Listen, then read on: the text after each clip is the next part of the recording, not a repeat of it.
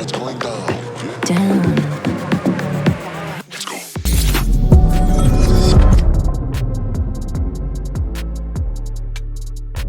Harmeet, I appreciate your patience today. We had Tim Burchett on, and that guy could just spin a yarn. And so, like, just pushes, he's just such a legend, but it just kind of pushes the conversations on the program.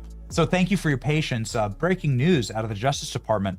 I read this morning. This is crazy. Can you inform or elucidate for the audience what's going on here?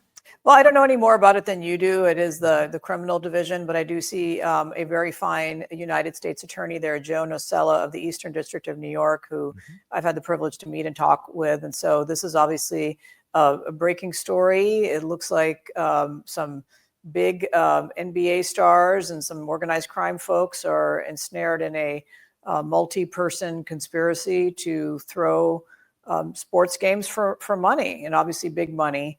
Some of the details in the complaint that have been reported include, throwing a game for $200,000. I mean, these are people who are already worth tens of millions of dollars. So you have to the mind boggles at the greed to already be very well compensated as a, professional athlete, and then also need a little more.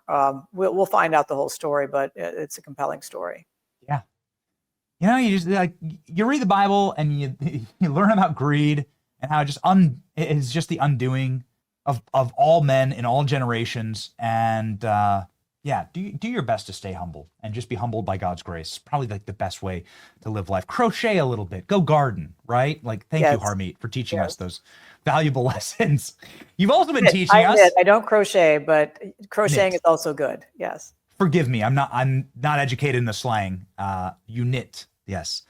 And Harmeet Dillon very famously told me a couple of years ago that I'm not rich enough to buy one of her knit sweaters. So it is actually a goal. It's on my vision board, Harmeet, to eventually purchase a Harmeet Dillon knit sweater, which are beautiful.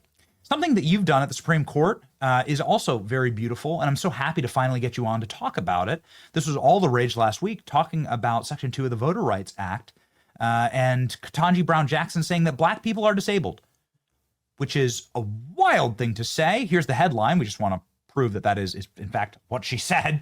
Ketanji Brown Jackson refers to Black Americans as disabled during Supreme Court hearing arguing for racist congressional districts. Prima facie, it seems insanely corrupt and wrong to divide up America's population by race. It just seems to be antithetical to the entire founding of this country. But you argued at the Supreme Court against this. And it seems like it went really well. Harmeet, can you update us? Well, sure. Well, thanks for asking. I co-authored the brief of the United States in this case, and it was very ably argued by the Principal Deputy Solicitor General Hash Mupin. And this was one of the more fascinating oral arguments I've ever seen. It was 2.5 hours long. Every justice asked questions, and most of them asked questions of all four of the lawyers who participated. And I do think that the position of the United States, which is that discrimination by using race to gerrymander districts to carve out special districts for people of color, is almost never going to be legal under the Equal Protection and is not required by the Voting Rights Act anymore. Now, the history of our country, of course, is that white governors in the South and legislatures did their best to try to suppress African Americans from being able to have their rightful representation. But it's 2025 now, and as my colleague from the DOJ argued in our argument for the United States, 75% of the African Americans elected to Congress are not from Voting Rights Act gerrymandered districts. In other words, they competed in a normal district and they won because Americans aren't racist. And one of the very funny and interesting comments made by the NAACP lawyer arguing for these racially gerrymandered districts was, we need them because white Democrats won't vote for Black Democrats. So, hey, that's a Democrat problem. That's not an American problem. And we do not need to be using race, I think, in 2025. And so the Supreme Court has a long line of cases, and one of them is Jingles versus Thornburg, that effectively compels states to use race in these analyses. And I think that's outdated today. The Supreme Court has been getting away from that, and Students for Fair Admissions and in Ames versus Ohio has increasingly said that majority Americans have equal protection rights as well. And that is the principle that I think is going to prevail here in this either 5-4, 6-3. That's my prediction, but we'll see. I just can't imagine something that could be more poorly argued at the Supreme Court. You often don't see, Harmeet, in my industry, Supreme Court arguments going viral. But you're exactly right. We saw that argument go viral, that white Democrats would never vote for a black person. In order to counter that, actually, we had Byron Donalds and Wesley Hunt on our program, who are both black men representing white majority districts for the Republican Party. And they had some very interesting responses. And they also had very interesting responses to Ketanji Brown Jackson with this whole disabled argument. Can you break this down for me? She's just running up like the SNL skits, I guess, at this point. You know, I don't know what a woman is. I'm not a biologist. Black people are disabled. What was this argument, Harmeet? So the argument that she was making is not that black people were disabled, but she was analogizing the remedy of the Voting Rights Act being race-based redistricting to a permanent remedy under the Americans with Disabilities Act, which is, okay, if you have disabled Americans, you fix that by accommodating them. But we don't have permanent racism in America. I would argue we don't have it anymore at all within the meaning of the Voting Rights Act sufficient to require this. Now, perhaps there might be some incident in the future, but today I don't think it's necessary. And the examples of the guests that you brought on are very instructive. Nobody is forced in America to draw their districts to help Republicans elect African-American or Latino candidates or Asian candidates. It is a one-way ratchet to protect the Democrat Party, and it is just unnecessary and outdated and frankly offensive. And what happened in this case was the NAACP wasn't happy with one racially gerrymandered district in Louisiana. It sued to get a second one. And then white voters who were impacted by being effectively disenfranchised because that was going to be a Democrat district and they would have voted differently. They sued to say, hey, hold on, we have rights too in America. And then there are a number of other interesting things that came up. And it isn't just about race, it's about drawing districts that force urban and suburban and rural voters into the same district just to help a particular race get a vote. That's actually not how we should be drawing districts in general. We should be having people of similar interests and geographically compact represented by somebody, and then there should be a different person representing people in the rural districts. And so Justice Jackson made an argument which I don't think was really fully fleshed out. She made the argument that it is okay to have this string bean district that goes all the way through the state because that mimics the voting pattern, mimics the residential patterns of newly freed slaves along a river 100 years ago. I don't know if that's empirically supported or not, but folks, it's 2025, okay? Time to get with the program and time to recognize that this is not the country of the 1960s. The Supreme Court has recognized that repeatedly. Shelby County versus Alabama and other decisions have eliminated some of those vestiges of mandatory pre-clearance by the Department of Justice in districting. And now I think it's time to get rid of this one too. Yeah, the map is wild. The Louisiana map is crazy. I'm not sure the producers can get it fast enough, but it is. We show the Illinois map all the time, the same thing, and it doesn't apply to this case. But the map in Louisiana is obscene, and there's a lot of that going in virtually every single. There it is, right there. How do you justify this? I mean, it's just crazy. Klein, pop it up. How do you justify this? This map. Look at this. This is what they're doing. It's important to actually put the visuals up. Yeah. I mean, I don't think you can justify it. It's nuts. And it's there should be many factors considered by legislatures in redistricting. And, race has effectively been a trump card, if you will, and predominated every other aspect, but politics too, because it's always a Black Democrat district that's being drawn in this contorted way. And again, I think people should just compete in the political process. If you think drawing districts that way is appropriate, then make that case to the legislature. I don't think it's going to be found to be a popular argument today in most of these states. And so depending on the timing of this ruling by the court, if it comes out earlier, then you might see a couple of other districts scramble, other states, rather, southern states, scrambling to redraw their lines in time for the midterm elections. But it will have a durable impact, whether it's in time for the midterms or not. If it comes out the way that we hope, it is going to fundamentally alter the way we elect people in the United States and force more merit-based competition and less racial set-asides. That's wonderful. There's no justification for this, Harmeet. The wonderful thing about what you are doing inside of the Trump administration and the Department of Justice is that you're making people defend the morally unjustifiable. There is no defense of this. There's no defense. There is no defense. And the defense that was given, again, went viral for its absurdity, actually. Yep. And it was easily knocked down by just booking a couple of congressional guests on the show. The Illinois map, just as obscene. I mean, just because it's fun to put up. I mean, what the hell even is this? Yeah, and they complain. I mean, people like Gavin Newsom complain about gerrymandering. People flee Texas to go to this state to complain about gerrymandering. It's you can't defend it.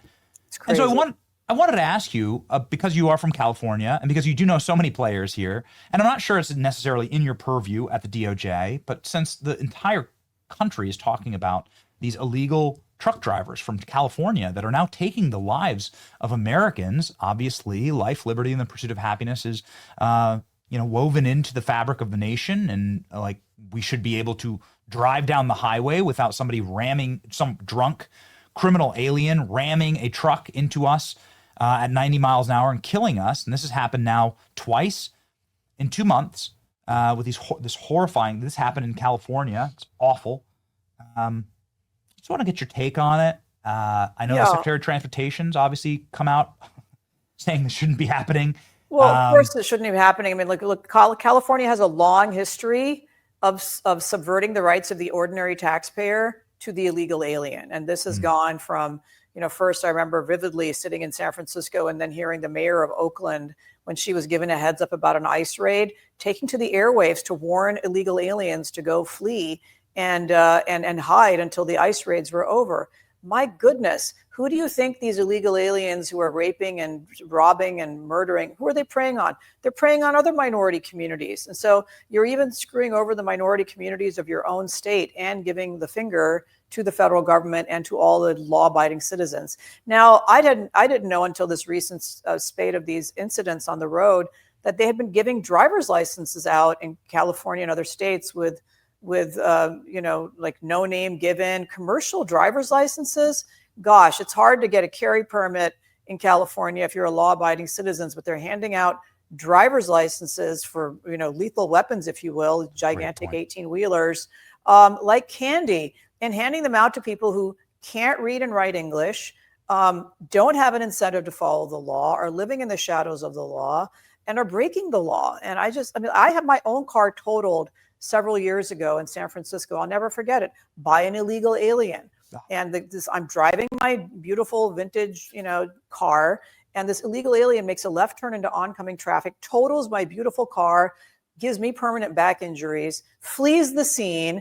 And then when I, get the fire truck to come help get me out of my crushed car, they call the police, and the police ask me, they catch the guy, and they ask me, ma'am, do you want to make a citizen's arrest here? Because we don't normally arrest people for this. I'm like, you don't normally arrest people for nearly killing an American citizen in downtown San Francisco and fleeing the scene? I mean, what does it take?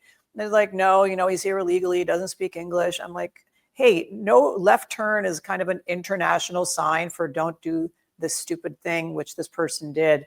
He was a Nicaraguan house painter or something. And of course they gave him a ticket. And of course he didn't show up for trial, and I'm the one holding the bag in my insurance because it was an uninsured motorist. This plays out.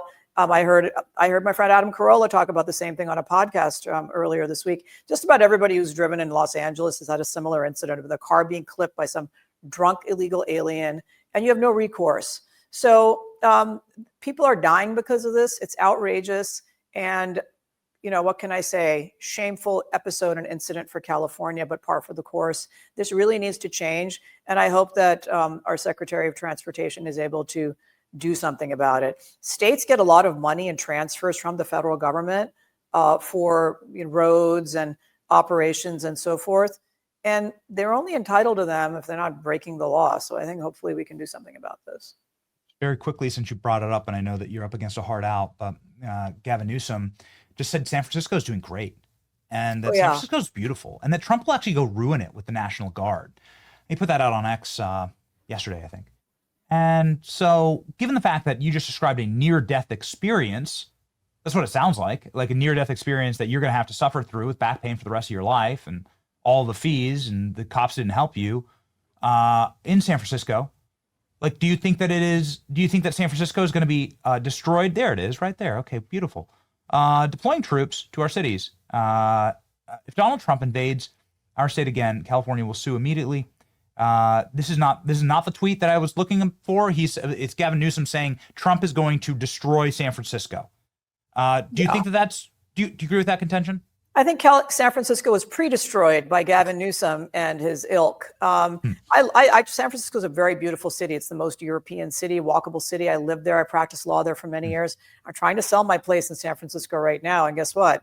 It isn't very easy to sell a nice property in San Francisco because nobody in their right mind wants to move there. I was already living there, and that's why I did until my husband passed away last year. And so the situation there is terrible on the streets. You cannot walk south of Market, which is just bordering the financial district. Drug addicts, people dying and having fentanyl overdoses right there on the streets, homeless people living everywhere, crazy people attacking elderly Asians with, weapons in the streets. It's totally insane. And I think federal intervention is necessary. And also the Ninth Circuit just recently ruled that, where you have a combination of these nuts attacking ICE agents while they're trying to do their jobs and other criminal aspects going on the streets, that it's appropriate for the National Guard to come in and help maintain law and order for federal law enforcement. So we have a real problem there. A lot of illegal aliens in the city as well. Los Angeles, similar problems. California needs to take a hard look in the mirror. I just posted a picture online of a whale jumping off of the coast of Sonoma, where I have my other home. And it is a state worth living in. It is beautiful. The natural beauty is amazing. You have Tahoe. You have the breadbasket of America and the Central Valley, and a lot of conservative values and great salt of the earth Americans there. And they're being held hostage by these crazy left-wing rulers, the governor, all these people clustered on the coast who are representing California in Congress and who are running the state into the ground and who are justifying and laughing at people whose houses were burned down in the Pacific Palisades for no good reason. And, nothing ever changes over there. So I don't know what it's going to take to change it. But if anybody can, it's President Trump. And I'm really glad to see him standing up to the nuttery happening in California. I'm not sure if you have a confidence monitor here, Harmeet, but we are showing that beautiful whale, that video of a beautiful whale jumping outside of your home right now. And it is beautiful. What kind of whale is this? Do you know what kind of a whale it is? It's probably a humpback. I haven't done an analysis, but the long fins suggest a juvenile humpback. It's gorgeous. What a dream. Amazing. It's worth preserving. It's worth saving California. That's why we're working so hard to put voter ID on the ballot there in California. That's why we're joining with that cause. And again, here's the tweet that we were looking for. Fact check. Nobody wants you here, Trump. You will ruin one of America's greatest cities, says Gavin Newsom from whatever bunker he tweets from in, Napa. Gavin, you ruined it. Gavin had this goofy Care Not Cash program when he was the mayor. I lived in San Francisco back then 20 years ago. And what does it look like on the streets of San Francisco? Everyone has seen. And, it is a beautiful city, and it is just criminal what California's leaders have done to it. And maybe we can bring it back. Maybe we can bring it back for more than just when Xi Jinping visits. That's right. Yes. Thank you, Harmeet. Godspeed. We just love following you. We love the work that you're doing. I'm sorry we couldn't get to 4 or 5 other accomplishments that you've had in the administration, but the rap sheet goes on and on. Harmeet Dillon is doing just the Lord's work, truly, in Washington, D.C. at the DOJ as the Assistant Attorney General for Civil Rights. Everyone follow her right here on her official handle. She has 170,000 subscribers here on X. Some of the most important work being done for law and justice in our nation. Thank you, Harmeet. Thanks for having me.